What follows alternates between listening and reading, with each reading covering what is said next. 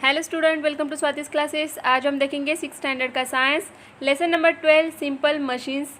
Lesson को start करने से पहले स्टूडेंट, अगर आपने चैनल को सब्सक्राइब नहीं किया है तो सब्सक्राइब जरूर कीजिए। इस चैनल पे आपको 6th स्टैंडर्ड के साइंस और मैथ्स की भी वीडियो मिलेंगी। तो चलिए लेसन को स्टार्ट करते हैं। In the following pictures certain devices are use to accomplish certain task more easily. Name the devices and discuss how they help. तो देखिए स्टूडेंट, आपको यहाँ पे कई सारे पिक्चर्स दिखाई दे रहे हैं और छोटे छोटे डिवाइसेस जो हम लोग डे टू डे लाइफ में यूज़ करते हैं और जिनके कारण जो टास्क होते हैं उनको हमें ईजिली करना क्या होता है यहाँ पे पॉसिबल होता है डिवाइसेस यूज़ करके। तो कई सारे आपको डिवाइसेस यहाँ पे नज़र आएंगे। देखिए जैसे कि नीडल्स होती है, सुई धागा जिससे हम कपड़े सिल सकते हैं। अगर जिनके पास मशीन्स नहीं है तो छोटा सा ये सुई होती है, नीडल होती है कि जिसके कारण हम कपड़े सिल सकते हैं। जैसे कि बॉटल ओपन करने के लिए ओपनर यूज़ करते हैं। तो कई सारे डिवाइसेस यहाँ पे आपको दिख रहे हैं, तो उनके नाम आपको बताने हैं और उसका यूज़ क्या होता है ये भी आपको समझ में आएगा अगर आप पिक्चर को देखोगे तो। Such a devices which are use to get more work done in less time and less effort are called machines. तो देखिए ऐसे जो डिवाइसेस होते हैं जिनको हम यूज़ करते हैं, जिनके कारण हमें लेस टाइम, कम टाइम लगता है, कम एफर्ट लगते हैं और हमारा काम भी जो है ईजिली हो जाता है, तो इनको हम बोलते हैं मशीन्स। जो ये डिवाइसेस हम यूज़ करते हैं इनको ही मशीन्स कहा जाता है।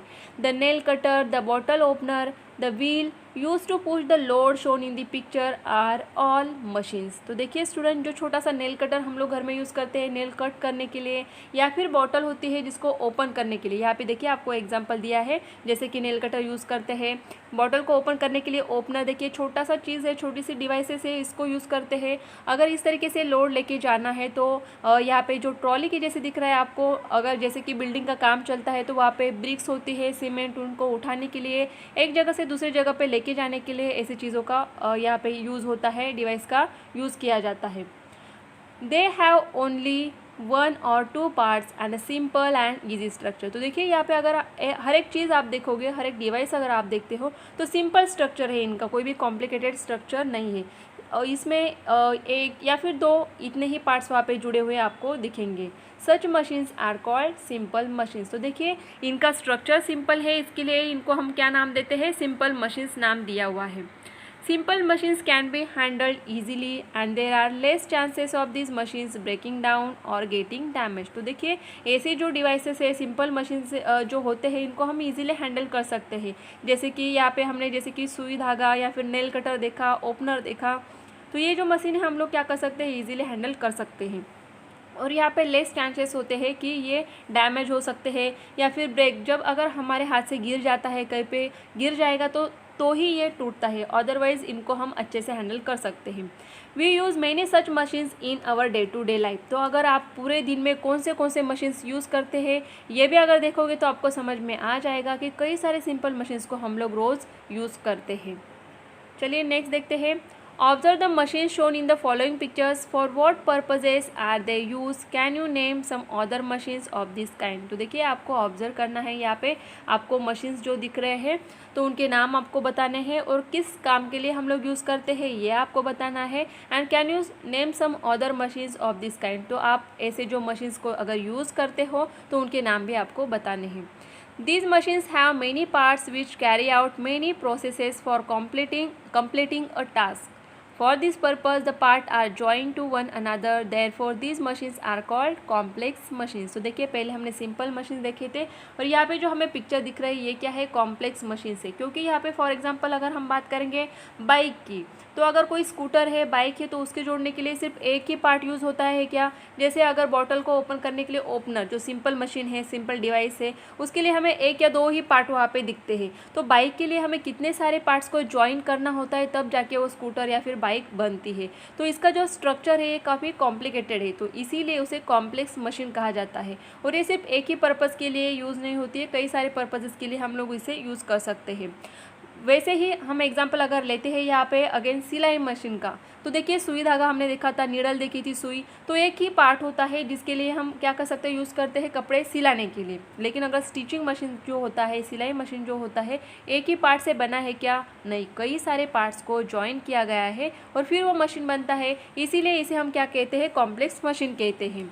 सम of the part of such complex machines are actually simple machine. लेकिन ये जो कॉम्प्लेक्स मशीन होता है उसके जो कुछ पार्ट्स होते हैं ये एक्चुअली सिंपल मशीन्स होते हैं। तो सिंपल मशीन्स के साथ जुड़ के ये कॉम्प्लेक्स मशीन बनता है। The structure of complex machine is complicated, तो इसीलिए उसे कहा जाता है कॉम्प्लेक्स मशीन। तो यहाँ पे आपको कई सारे पिक्चर्स दिए हैं, जैसे कि मिक्सर है, स्कूटर है, साइकिल है, व्हील चेयर है या फिर सिलाई मशीन है। तो ये कौन से एग्जाम्पल है कॉम्प्लेक्स मशीन के। In our day-to-day life, we use simple or complex machines depending upon the tasks to be carried out and the time and efforts required to do it. तो देखिए day to day life में कई सारे जो simple या फिर complex machines होते हैं जिनको हम यूज़ करते हैं हमारे टास्क को कंप्लीट करने के लिए, लेकिन इनके लिए जो टाइम लगेगा, जो एफर्ट्स लगेगा, ये उनके ऊपर डिपेंड होता है और जो टास्क हम करने वाले हैं उसके ऊपर डिपेंड होता है ये सारी चीज़ें। देन नेक्स्ट हम देखेंगे let us learn about some simple machines. तो जो सिंपल मशीन्स होते हैं उनके बारे में थोड़ा सा जान लेंगे हम यहाँ पे। An inclined plane, a heavy drum is to be loaded on to a truck. Ravi choose the plank A while हमें choose the plank B. Rahi did not use a plank at all. तो देखिए आपको पिक्चर में side में दिखेगा। तो यहाँ पे सबसे पहले क्या दिया है हमें कि एक ड्रम है जो कि यहाँ पे भारी वाला ड्रम है, उसे ट्रक में चढ़ाना है, ट्रक में रखना है। तो यहाँ पे जो रवि है इसने ए प्लैंक यूज़ किया जो यहाँ पे दिया है हमें, और उसके बाद है हमीद जिसने कि बी प्लैंक यूज़ किया है यहाँ पे। एंड जो राही है इसने कोई प्लैंक, थर्ड पिक्चर में कोई भी प्लैंक यूज़ नहीं किया हुआ है। तो प्लैंक क्या होता है यहाँ पे देखिए, इस लोड को, ड्रम को ट्रक में रखना है। तो इस प्लैंक के ऊपर रख के उसे फिर क्या करेंगे, ट्रक में रख देंगे। Who would find the drum heaviest to load? तो यहाँ पे किसको यहाँ पे ड्रम ज़्यादा हेवीएस्ट लगेगा, लोड ज़्यादा लगेगा। यहाँ पे अगर राही यहाँ पे प्लैंक ही यूज़ नहीं करेगी तो वो ड्रम को उठा के तो नहीं रख सकती है, तो सबसे ज़्यादा हेवीएस्ट उसे ही लगेगा। Who would find it lightest? और सबसे कम यहाँ पे अगर लाइट वेट लगेगा उसका तो किसको लगेगा, तो यहाँ पे लगेगा प्लैंक ए वाला जो बच्चा है जो कि रवि है उसके लिए ईजी होगा ये। Which one of the plank A and B is longer. तो आपको यहाँ पे पिक्चर देख के भी समझ में आएगा प्लैंक कौन सा ज़्यादा लॉन्ग है। तो यहाँ पे ए प्लैंक हमें लॉन्गर दिख रहा है।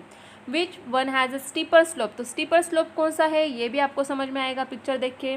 What can we conclude from this, तो आपको यहाँ पे क्या समझ में आएगा। तो देखिए स्लांटिंग प्लांट जो दिख रहा है आपको ए, तो यहाँ पे थोड़ी सी मेहनत कम लगेगी इस ड्रम को रोटेट करते हुए यहाँ पे ट्रक में लाने के लिए थोड़ी सी कम मेहनत लगेगी। यहाँ पे जो आपको स्लोप है तो ये ज़्यादा दिख रहा है स्लोप, तो ज़्यादा यहाँ पे क्या करना होगा, पुश करना होगा उस ड्रम को, ज़्यादा लोड यहाँ पे अप्लाई होगा, ज़्यादा फोर्स लगाना होगा, तब जाके ये ड्रम ट्रक में आएगा। और यहाँ पे थर्ड में अगर प्लैंक ही यूज़ नहीं किया है तो उसे उठा कर रखना ट्रक में तो पॉसिबल नहीं होगा क्योंकि ड्रम का वेट काफ़ी ज़्यादा है।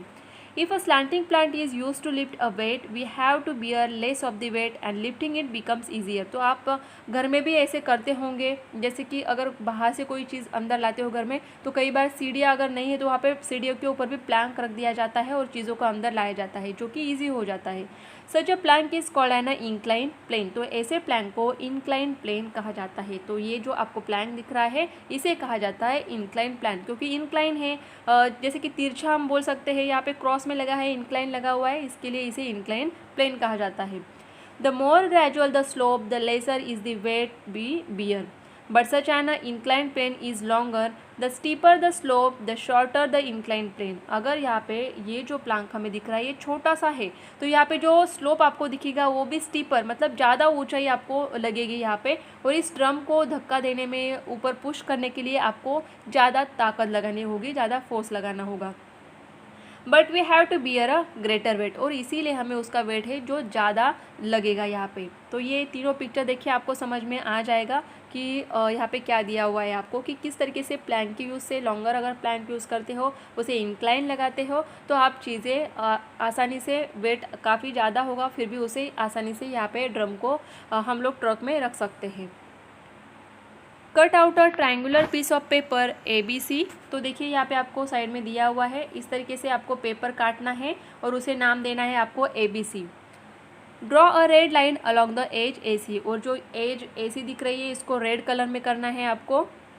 Role this paper around a pencil as shown in the picture, what do you see, तो देखिए यहाँ पे जो पेंसिल हमें दिख रहा है इसके ऊपर इसको क्या किया है, ऐसे लगा दिया है सर्कल अराउंड पेपर, जो पेपर है पेंसिल के अराउंड हमने लगा दिया है। तो व्हाट डू यू सी, तो हमें क्या दिख रहा है यहाँ पे, the inclined side AC of the triangle descends gradually from A to C. तो देखिए यहाँ पे भी अगर आप देखोगे ना तो आपको समझ में आएगा, ये जो लाइन है ए टू सी ये इंक्लाइन होती जा रही है, नीचे नीचे जाती है। यहाँ पे देखिए ए टू सी, यहाँ पे उसका जो हमें स्लोप दिख रहा है ये कम कम हो रहा है यहाँ पे। तो ट्रायंगुलर जो है descend gradually to A to C यहाँ पे दिख रहा है। और यहाँ पे अगर पेंसिल के ऊपर देखोगे तो आपको ये लाइन इस तरीके से दिख रही है नीचे आती हुई।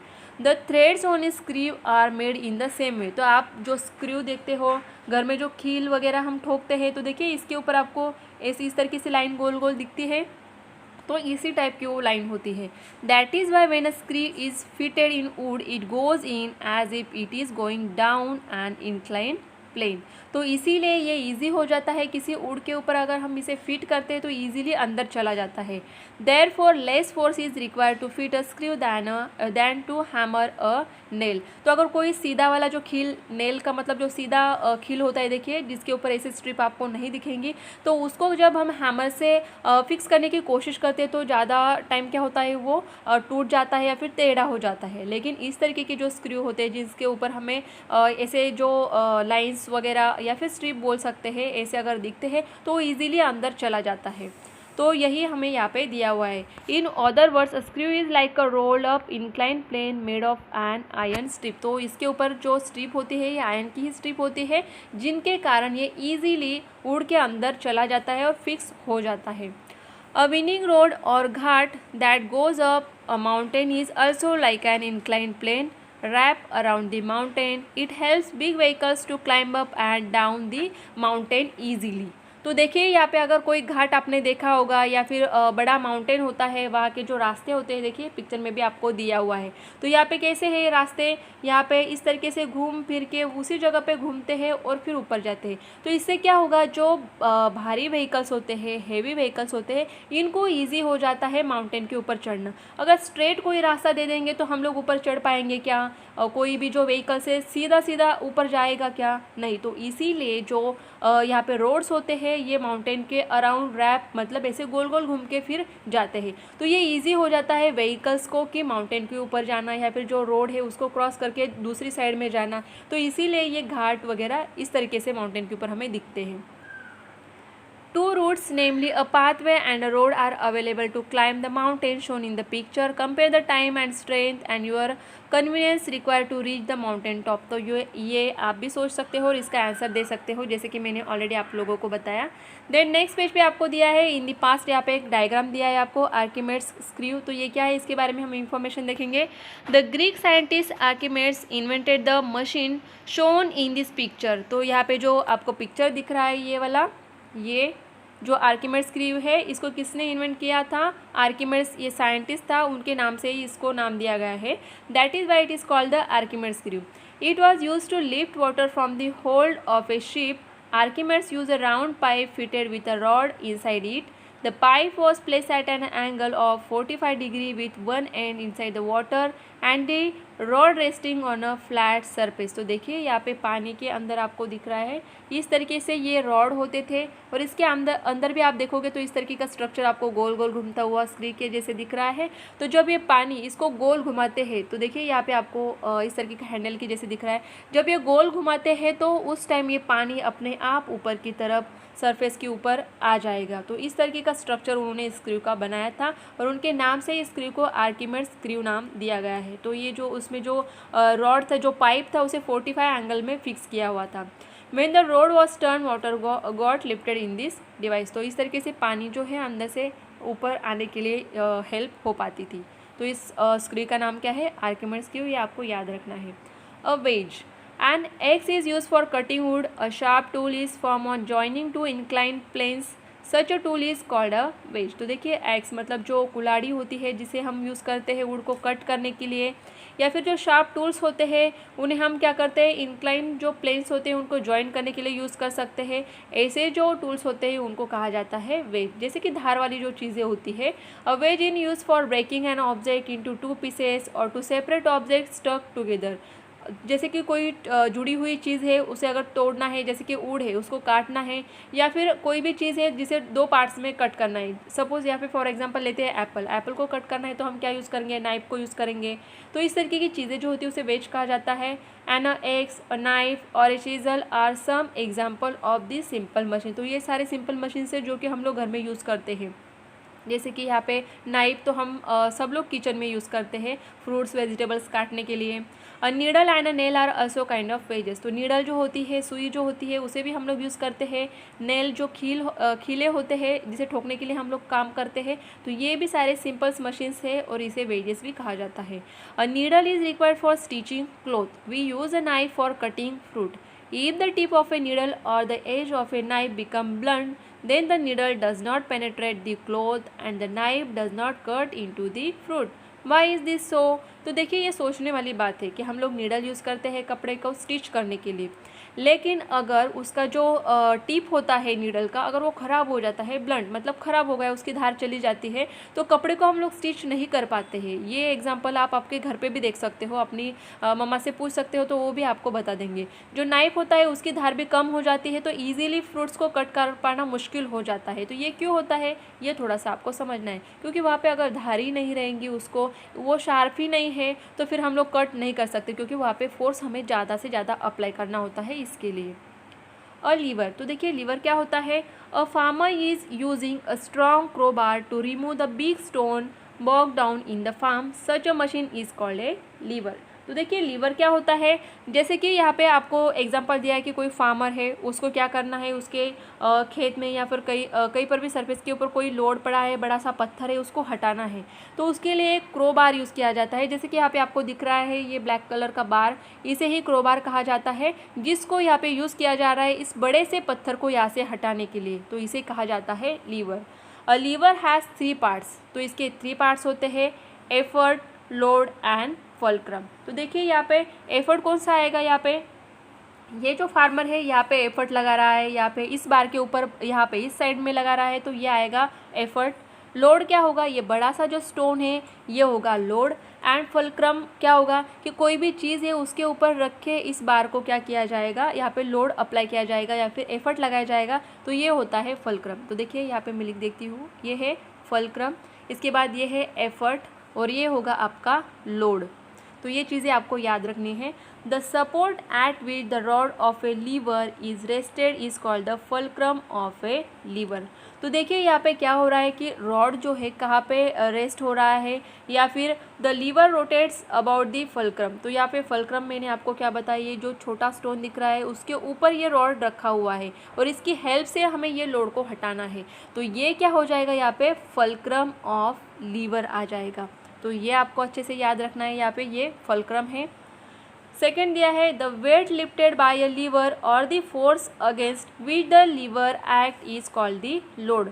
तो देखिए यहाँ पे हमें कौन सा वेट लिफ्ट करना है, यहाँ पे लीवर की मदद से हम जो फोर्स अप्लाई करने वाले हैं, किसके अगेंस्ट अप्लाई करने वाले हैं, यहाँ पे ये फार्मर जो है किसके लिए यहाँ पे फोर्स अप्लाई करेगा, किसके अगेंस्ट, लोड के अगेंस्ट। तो लोड यहाँ पे क्या दिया है, ये बड़ा सा स्टोन है, इसके अगेंस्ट ये फार्मर क्या कर रहा है, यहाँ पे फोर्स अप्लाई करेगा, तभी जाके ये स्टोन क्या होगा, यहाँ से मूव होने वाले हैं।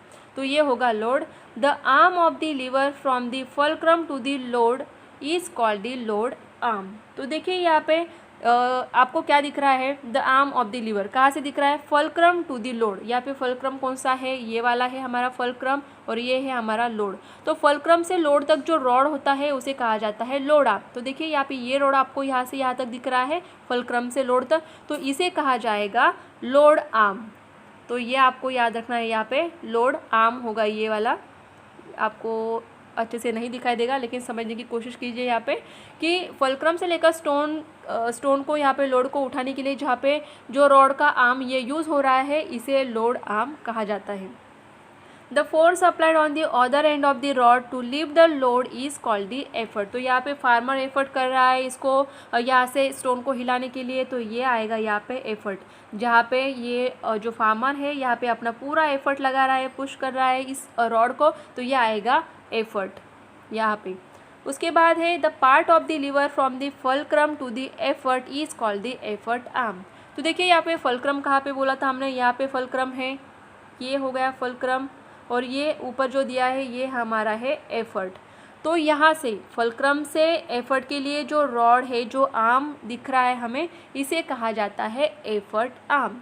तो ये आपको अच्छे से याद रखना होगा। फिर से मैं एक बार बताती हूँ आपको, फुलक्रम से लेकर यहाँ पे एफर्ट दिया हुआ है, तो फुलक्रम से लेकर यहाँ पे एफर्ट की तरफ ये जो रॉड हमें दिख रहा है, यहाँ पे जो एफर्ट लग रहा है, तो इसे कहा जाता है एफर्ट आर्म। तो ये आपको अच्छे से याद रखनी है ये सारी चीज़ें। तो देखिए स्टूडेंट, ये लेसन काफ़ी लेंदी है और काफ़ी चीज़ें हमें यहाँ पे समझनी होगी। तो इसके लिए बाकी का जो रिमेनिंग पार्ट है लेसन का, उसके लिए हम सेकंड पार्ट बनाएंगे और उसको भी मैं जल्दी ही अपलोड कर दूँगी। अगर आपको ये वीडियो अच्छी लगे, सारी चीज़ें अगर आपको अच्छे से समझ में आ रही है, तो वीडियो को लाइक ज़रूर कीजिए और चैनल को सब्सक्राइब नहीं किया तो सब्सक्राइब ज़रूर कीजिए।